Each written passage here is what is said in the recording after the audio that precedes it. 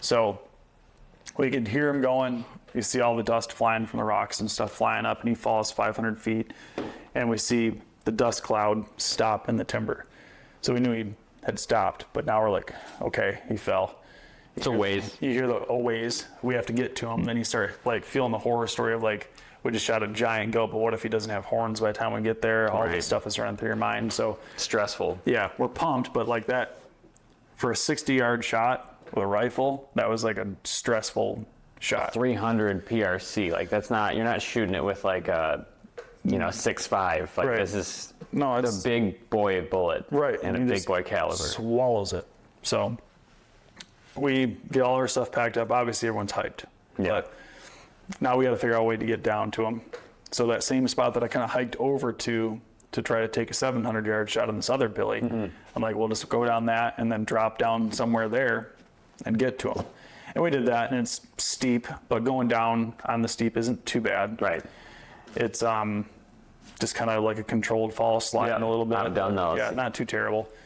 Down like 1,000 feet there, and then it's side hilling around this face that we were sitting on the top of, all the way to where this goat was. And we got to him pretty quick and pretty harmlessly. It's like a boulder field and then some shale stuff, but nothing too technical. Was he pretty beat up when he fell, when you found him? So he had a bunch of scars in his face. I saw, that's why I asked, was that there or was that from the fall? I saw him definitely where he broke his skull. Right at his nose was broken. Oh, really? Yeah, you can't really see it while the hide was on, but once you took the hide off of his skull, it was completely dislodged. He had one eye that was bad, that was actually facing us, but not like injured. It was just cataracted over, kind of like glazed. And then he had one nut, and his feet were like, if you've looked at a horse that's like unkept, abused, the wild kind they get kind of rotted and nasty. These like gross, just destroyed feet. So huge though. Like I thought 250, 350, somewhere in there, all of 450. Really? Like just way bigger than what I expected. Like, sheesh. And I've compared it to like other animals that I've packed out, way more than the sheep, more than any mule deer by a substantial margin. It kind of reminded me meat-wise of like a cow elk. Yeah, which sure. Mass was there. Dang. So, and then the hide is the 100 pounds with the skull in it, maybe a little bit better. It's huge. Like and the hair is thick. The hair is thick. It's heavy. But the hide is, like I said, just as wide as it is long. So it's just a lot of weight. OnX is the title sponsor of our podcast here at the Fair Chase, and it's a must-have app for all of us who love to explore the outdoors.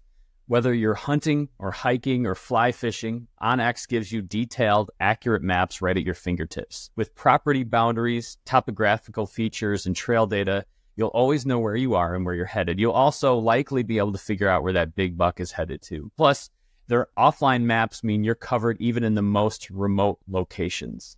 OnX is the ultimate tool for outdoor navigation, making every adventure safer and more enjoyable. Download OnX today and explore with confidence. Yeah, you were saying like it's like a grizzly, like a grizzly skin, like a white looking when you see it spread. That's what the closest comparison that I can draw would be to that of a grizzly. So yeah, they're wicked animals. But he had scars in his face, definitely from the fall.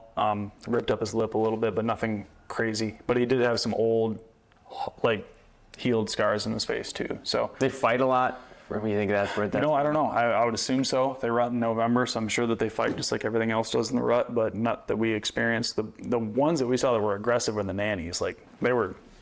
They didn't want you there. They were not pleased by our presence one bit. So funny. They mess you up.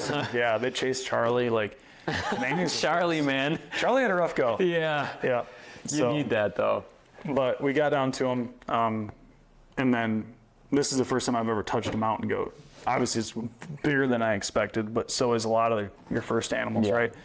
And Rob's like, holy cow, like, this one is something really special. And we're like looking at his horns and kind of like that much mass on him, like, okay, I know roughly what that looks like on a whitetail antler. That's like over 6 inches. That's huge, but it carries it all the way up. And then I'm kind of like holding my hand up against the horns. I'm like, it's quite a bit longer than that, and that's about 9 inches. So kind of looked at all those things mixed with the body size and like, this is a huge animal. Then we started counting rings and he's over 10 years old. So how, can you tell exactly, or after you get past 10, you can't really tell? No, they were pretty confident that he was 10. He said maybe 11. So they can have a false ring just like a sheep. Yeah. If there's a harsh year in there, they can double a ring in a year, or they have one like dark one that's a false. So he could have been a kid when the last people were in there. Maybe. Yeah. Yep. Wild. Yeah, that was actually probably true. So got him cut up, did all the photos and everything, kind of celebrating for a minute and drinking our last little bit of water. And then realized we have to go back up with him and then all the way back down to our camp through the timber or walking the rim all the way back in the dark. Mm-hmm. So getting him back out, we obviously had the same crap that we came in with, but way heavier, way more dehydrated. There's something weird about as you're cutting up an animal, like how much energy that takes, which doesn't seem like it would be, but just kind of the position that you hold your body and you're kind of cramping, you're moving stuff around, and it's just, it wears you out a little bit. I know, I always get worn out. Yeah.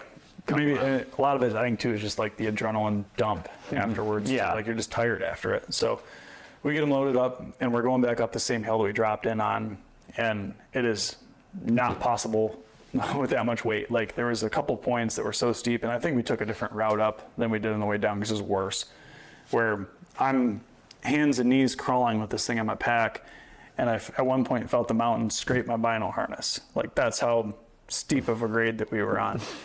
So I had Jordan help me put my crampons on because I was so dehydrated, my hands weren't working. Like I couldn't like reach down and run this strap. And once I had the crampons on, I was at least able to like keep my ground for the most part, because I'd like go 10 feet up and then the shale would bring me back down 15 and then do it again and right back down. So it was just a grind getting up to the top. We got up to the top. How heavy is your pack? I don't know. What would you guess? Like three digits? Like in the hundreds? Oh, for sure. Yeah. Yeah, for sure. Yeah. What's your rule? The hide and the head, I would put close to 100 pounds. Like, how much are you willing to carry? Like, what's your cutoff, do you think? I don't know. It's really situational. Yeah. Like if you're a mile on not much grade, you can carry a kitchen sink, right? Yeah. But the worst one that I've ever done was I had 3 elk quarters and all my gear. And that was 1 in between the frame, 2 in the pack, and then gear tied to the Hanging outside. on the outside, yeah. What happened was I shot a bull the night before, found him the next morning, it was 90 degrees, so I was just racing to get this thing. Get everything out as fast. But yeah, I would never, that one sucked. But that was the closest comparison weight-wise that I've had to that. It was just because of that freaking hide. Like, it's just dense and huge, and then that skull is out, it's a goat, the skull's heavy. Yeah. And then we had all of our gear on top of that. I had stabilized binos, regular binos, tripod, rifle, all kinds of stuff with us too. So I don't want to put a number to it because I don't want to. I'm trying to get you to brag here. I don't want to be. You're not taking the bait. No. I don't take the bait. Yeah, no, but a lot of weight. It was very heavy for me. Yeah. Yeah, and I've seen you carry a lot. I guess is my point. Like, yeah, it was heavy. Yeah. Yep, it was heavy. So we get to the top, and it's heavy for everybody because like everyone's got meat. Jordan's got meat. Guides have meat. Jordan, you had meat.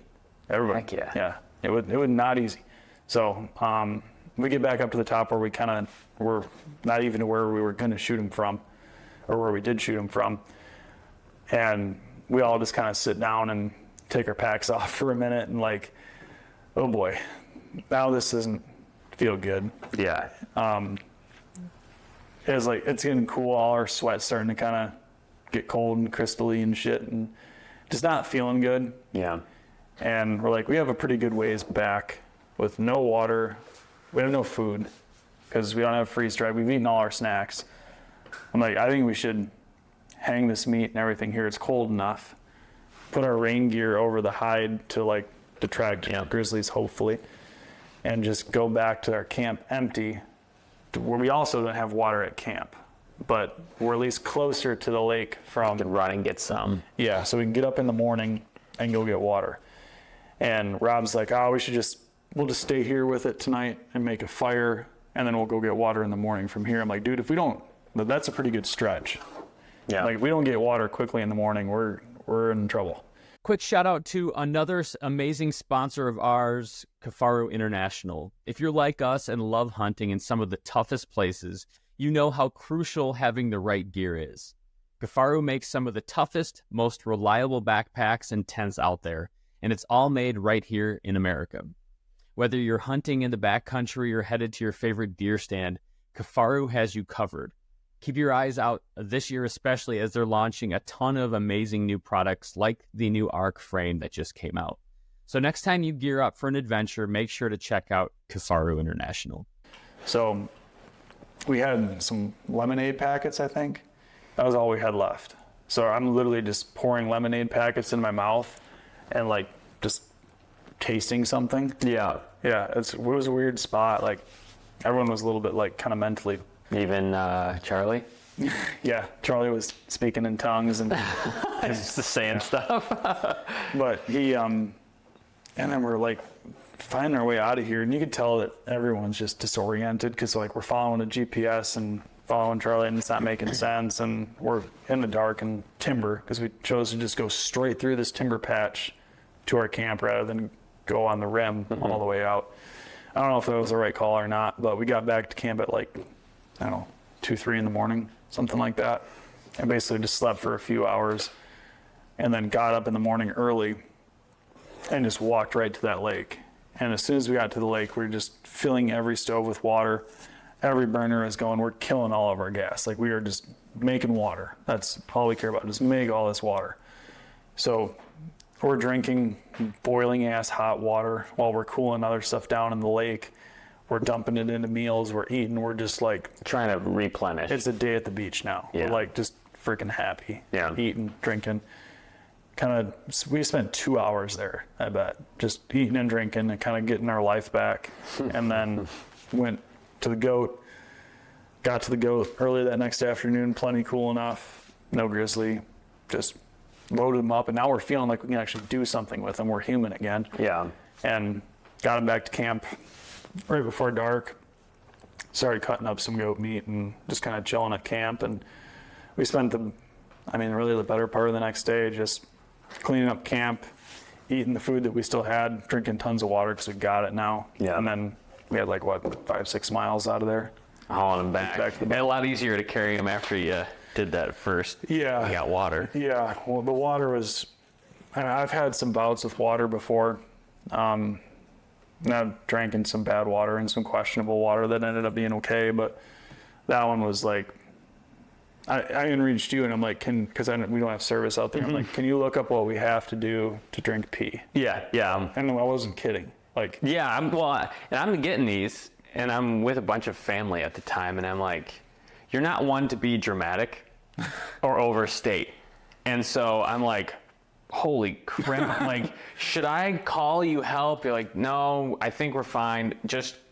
I didn't know how far in you were. So, I'm like, well, have you, collected dew water? You can do that. There's a bunch of, survival things. You're like, all our rainwater. We did that like 2 days ago. I'm like, oh, hell, that is not what I want to hear. Yeah. But you I figured reached it out. John at one point too, and I'm like, is there any chance that anyone's there with a plane and they could drop a canteen of water over this valley? Yeah. That'd be cool. I don't know if it didn't get to him or if he was just like, yeah, tough it out. But figure it out. We figured it out. That's definitely part of that is your psyche starts talking to you a little bit too, and you start going, oh crap, what did I do? I got family at home. Yeah. All People that stuff. depend on me. And Yeah. So you start psyching yourself out a little bit too, for sure. you ever have that talk with, Lexi, and have you had that kind of conversation? Yeah. Yeah, definitely. And she got me one of those leather bound journal things to kind of write this stuff down. And I haven't gone back to that. I'm curious what I wrote that night because I wrote something every night. Oh, cool. I've never done that. I'm very curious to what I wrote that night because I don't really remember. Yeah. But even it was that night too because I remember I am dead right now. I just want to go to bed. But I'm like, I'm going to remember this more vividly, this feeling right now than I will tomorrow morning. Cool. Or I might not do it tomorrow morning. So I should look at that. It's a great way to do it, and so I ask just because that is a conversation I've heard a lot of people, and I've had it with my wife. Like, hey, I'm going away, and she's like, hey, I just need you to know, like, if something really bad happens, in that moment, don't feel guilt, and don't feel like you've let everybody down. It's like, okay. Is that because they won't miss you? Yeah, they're like, oh, and they took out a life insurance policy. Yeah, it's weird. Yeah. But No, I definitely. it's helpful to know that. Yeah. It changes kind of like your perspective on some things that you want to do a little bit. I mean, I like doing stuff like that all the time, right? But it does kind of put it a little bit more into perspective. Like, you look at flight hours and like how many times can I go on one of these planes before one of them shits the bed? Right, it's a numbers game. It is. So it is something that I kind of am conscious about and definitely discuss with family. And Chase gets it too. Yeah. I mean, it's not. I think of all people, Chase gets it. Chase gets it. Yeah. But yeah. Yeah. It's all perspective, I guess. Yeah. So you got back and you measured it. What did it measure unofficially? Unofficially, dehydrated with a piece of paracord. I measured them 3 times, and all 3 were within 2/8 of an inch of 57 inches. And 50 is to get in the book. What's record? 50 Number is in one. the book. Number 1 is just over 60. Okay.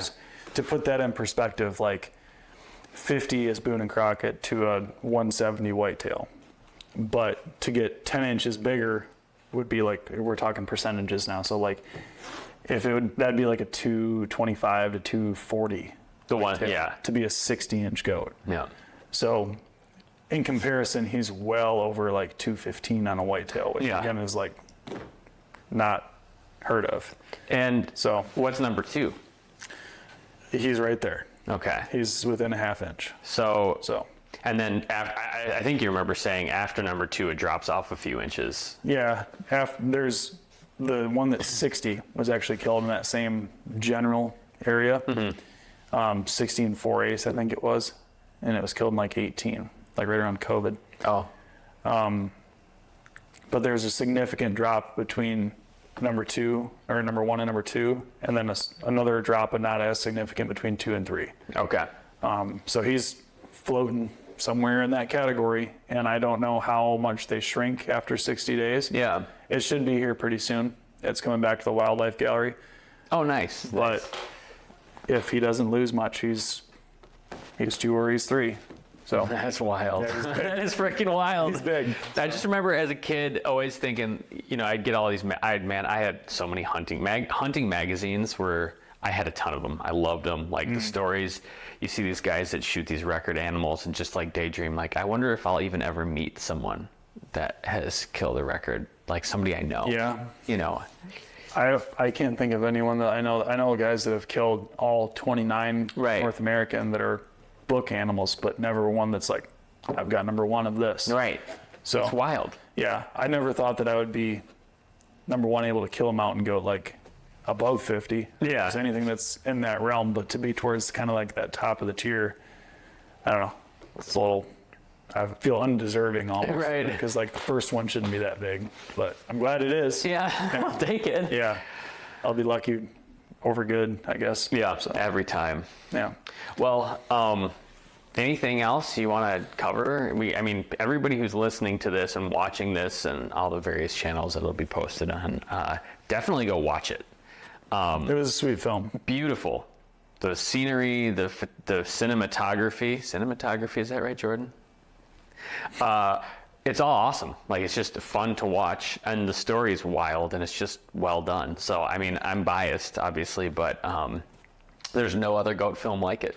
No, it's very unique, especially in the country that we were in. Like, it's not. So green compared to what you normally see. Yeah, and there's a lot of them that are done on like Kodiak and Cordova. Yeah. And other spots of BC where it's like a big nasty climb, you're in the goats, slide down. Yep. Kind of thing. This one was much different in a lot of ways. Like, it kind of reminded me of like the very northwest, like blacktail country. Oh yeah, yeah. So, but it wasn't. There's no blacktail. It's moose and stone sheep and grizzlies and goats. Like, just so unique. Yeah. Very, very cool country. So Yeah, Wow. check it out. It was a cool one. I'm glad you're back. Got water.